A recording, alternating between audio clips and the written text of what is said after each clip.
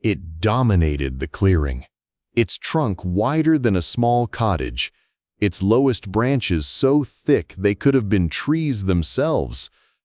The bark was a mosaic of deep furrows, like ancient scars, and peculiar, almost glowing moss clung to its shadowy crevices, pulsing with a faint, ethereal light. As Arthur drew closer, he noticed strange carvings on its trunk, crude, almost forgotten runes etched deep into the wood. He ran a gloved hand over one, feeling an inexplicable cold radiate from it. It was then that the whispers began.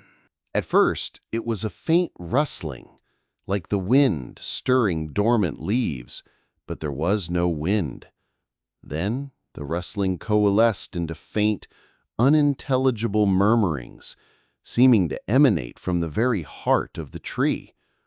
It was not a language he recognized, yet it filled him with a profound sense of sorrow and desperation. The air grew colder, and he could see his breath fogging in front of him. He pulled out his recorder, pressing the record button, hoping to capture the anomaly. As he did, the whispers intensified, becoming a chorus of spectral voices, rising and falling like a tortured symphony. He swore he could distinguish individual words, fragments of pleas and muffled screams woven into the cacophony. He felt eyes on him, not from the tree, but from the darkness between the trees. Unseen entities, drawn by the sentinel's mournful song. Suddenly, a branch, thick as a man's thigh, groaned loudly above him, dropping a shower of dead leaves and a scattering of dry, brittle bones onto the ground at his feet. They were small, too small for an animal, unnervingly human. A shiver of true terror ran down his spine. The parish record had mentioned sacrifice. Could these be? His gaze darted to the runes again. Under the faint, pulsing light of the moss, they seemed to shift, to glow with a sickly green energy.